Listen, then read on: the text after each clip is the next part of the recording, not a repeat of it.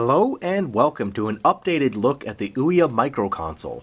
When the Ouya was first released several months ago, there was a flood of online reviewers talking about it, including myself, as it was back then. But now that the system has been out for several months and there has been firmware updates and game releases and things to change what the Ouya was, I thought I should take another look and show you what the Ouya is now, and tell you guys why this thing is one of my best purchases of all time. I think that the Ouya is an excellent thing to have.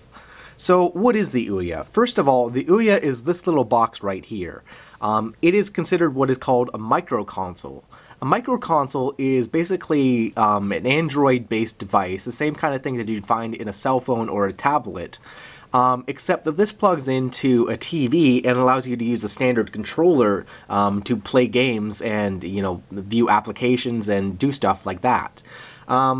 This, not being touchscreen based, uses a controller, so that fundamentally changes the kind of games and kind of game experiences that you find on the Ouya as opposed to what you find on a tablet or a smartphone. The Ouya is powered by a 1.7 GHz quad-core processor running with 1 gig internal RAM and 8 gigs internal storage. The 8 gigs internal storage is kind of pitiful, especially considering that this kind of device is intended for you to put on, all sorts of media files and music and all that sorts of things. And if you do that, it will quickly eat through that 8 gig internal storage. However, the Ouya also comes equipped with a single USB port. Now, I wish that it had more than one. It really is annoying that there's only a single USB port. But, what are you going to do? That single USB port allows you to, use anything that you want, from another controller to an external hard drive to, you name it. So what I've done is I've actually eliminated that problem by having, this is a 120 gig 2.5-inch SATA drive in an enclosure. This actually came out of my old PS3. And that provides, way more storage than I need for my Ouya. But at the same time, I can put on, basically any movies or any music or whatever I want. And I can store it all on this thing, so I don't have to worry about my Ouya itself.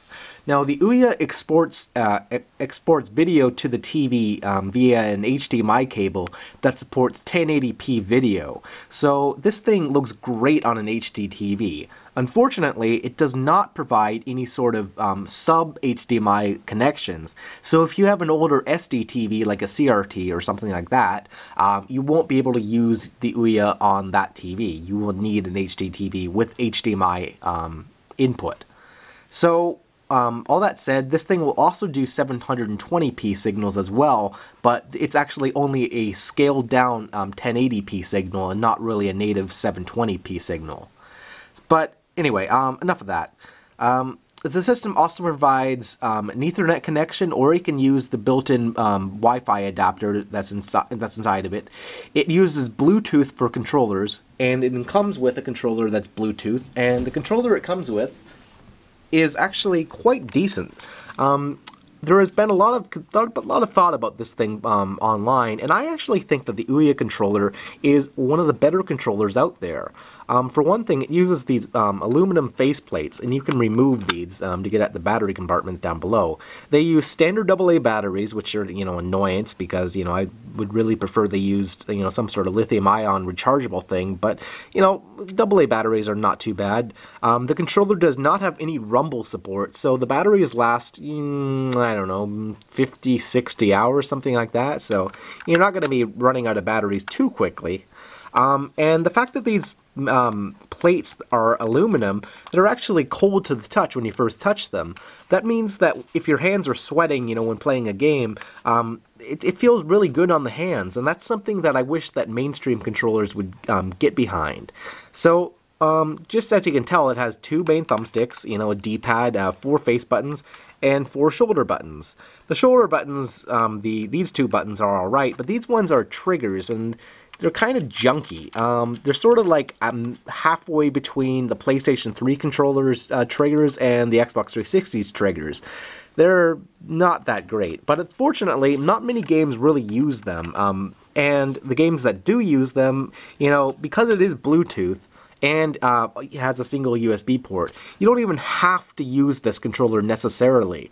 Now, it depends on the game itself, but there are a lot of games on the Ouya that allow you to use either a PlayStation 3 controller via Bluetooth, so you can have it wireless, or you can use a wired Xbox 360 controller. Now, you can't use a wireless Xbox 360 controller because that does not work on Bluetooth. It works on like some sort of proprietary 2.4 gigahertz wireless technology that the Xbox 360 uses.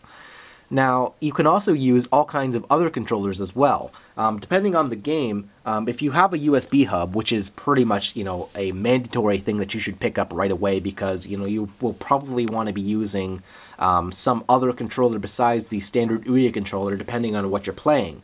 You can use any sort of controller adapter, such as this one right here, which allows me to use a Super Nintendo controller right on the Ouya, and that plugs in through USB. This is actually intended for PC and Mac. It's marketed as a PC device, but it will work just fine on an Ouya, and any sort of controller adapter that you want, from anything from like a PlayStation 2 controller you can use, or like even going back to you can use an Atari 2600 joystick through USB on the Ouya through this. Controller mappings are all done individually, so not every game will support individual controllers like that, but the vast majority of them do. So I haven't even got into why you would really consider buying an Ouya in the first place, because as mentioned, this is an Android-based device, so it gives you the same kind of experiences that you'd find on an Android smartphone or tablet, except it doesn't, because it uses the standard controller, and the games that are on the Ouya are not simply ports of Android like cell phone games for the most part. Some of them are, but for the most part you got a lot of games that are optimized for using a TV and a controller. And as well, this thing is a dream for using retro gaming. This thing has emulators that, built right into it that are officially, sanctioned and everything, so you don't need to jailbreak the system or anything like that. The emulators for it include things like the NES emulator, there's a Genesis one, Super Nintendo, Game Boy Advance, Nintendo 64, PlayStation 1, the list goes on. There's so many emulators, and the emulators for the most part work perfectly. A few months ago, there was early problems with a lot of the emulators, having weird slowdown issues or, being, not running certain types of games. But for the most part, nowadays, the emulators are just perfect. There still are a few games, like for the N64 and PlayStation 1, that don't run, quite correctly, but as time goes on, there are free firmware updates for it that change, what these things can do and really make the Ouya an excellent retro gaming choice. The Ouya is this very small little console, so it doesn't take up very much room on like a mantle or, in an entertainment cabinet or just in front of your TV. Like, this thing is literally about the size of a Rubik's Cube. Even if you add in, a optional, but I consider mandatory, USB hub. This one is a 7-port hub. It has 5 on the front and 2 on the back, and plus, the input to the Ouya. And this allows you to use, an external hard drive and a controller and, a whole bunch of other things if you wanted. This is kind of overkill because you really only need 2 USB ports, but, why not, right? Because USB hubs are pretty cheap. If you're using a 2.5-inch external drive, you won't need to get a powered USB hub. This one actually is, but I'm actually not using the power supply with it because it doesn't need to. Now, I suppose if you're using maybe 5 hard drives all at once, then you would need it to be powered or something like that. But as is, I think the Ouya is a fantastic device, and at $99, this is something that is going to be really a contender for something for a budgetary system to pick up, as opposed to the $400 Xbox One and the PS4. So this will be part 1. I'm going to do a few more parts talking about its software and showing you guys inside the hardware itself. Now, thanks for watching, guys. If you have any questions about the Ouya, feel free to let me know, and I'll see you next time. So thanks for watching, and see you next time.